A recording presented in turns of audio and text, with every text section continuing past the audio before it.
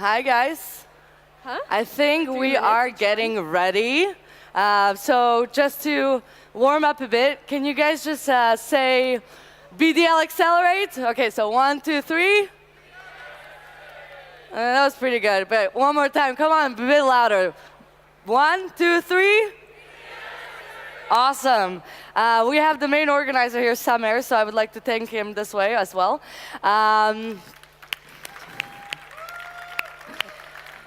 I'm going to leave the stage at this point, and I'm going to leave it to Tamara to lead you through, guys, through Innovation Weekend. So welcome. Good. It's working. Okay. Good evening, everyone. My name is Tamara Zakharia, and I'm a founder at SED, co-organizer of Innovation Weekend. With me today on stage, we have Anthony Bukater, CEO of Anbe Holding, Nadim Khatir, CCO of Touch, Camille Koran, Regional Managing Director of Publicis Group and Leo Burnett. Okay, let's start with the basics. What's Innovation Weekend? It all started with some research we did last year for Accelerate 2015's publication, and we went about identifying the opportunities and gaps in the Lebanese ecosystem. And wait. Over here? Okay, it's working. Okay. And two of the very obvious gaps were, one, academic curriculums were old and do not prepare graduates for new world skills. And the other was corporations are not as involved with the startup ecosystem and all the resources that are available for them. Innovation Weekend, I'm sorry, this is a bit complicated. So we saw a very clear disconnect between the startup ecosystem, between the corporate world, and between academia. And Innovation Weekend was born as an initiative that would bridge all those three worlds together.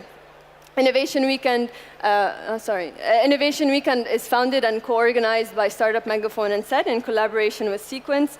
And what Innovation Weekend is, it brings 24 students together from universities all over Lebanon and presents them with a company challenge on Friday. Over the course of 3 days over the weekend, they're taken through the process of design thinking, and on Sunday they present their solutions to that company. And one group goes back home with a cash prize of $1,000. You might be asking yourself, why design thinking? Why do we rely so heavily on design thinking as a process to produce innovation?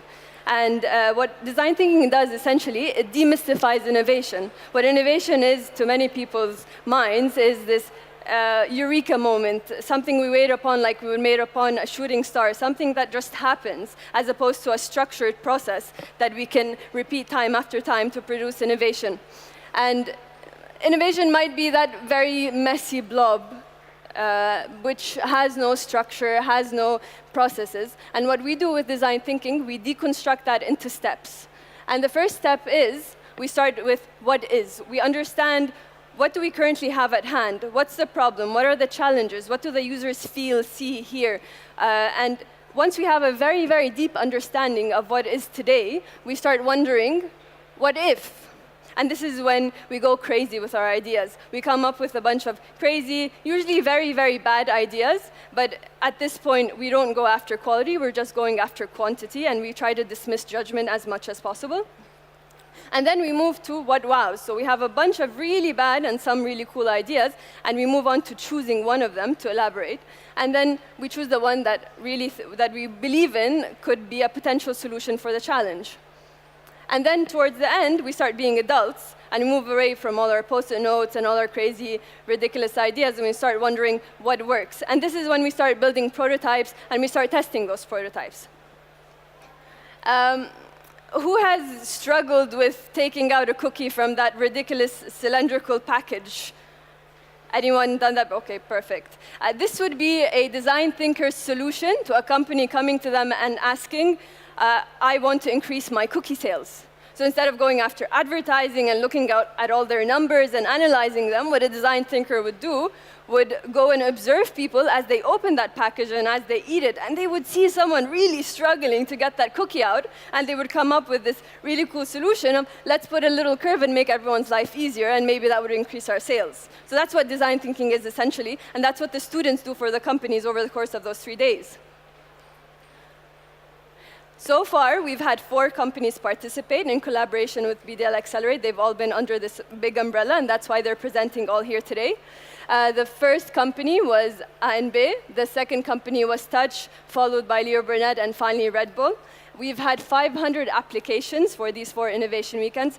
Of those 500 applications, 96 students have participated, and a bunch of them are all here, right? Yeah. And we've had 6 winners. You might be wondering why we have 6 winners for only 4 innovation weekend and 1 winner is supposed to go home. There's a mathematical disconnect there. Well, one time the company loved the students so much that we decided that there should be 3 winners instead of 1.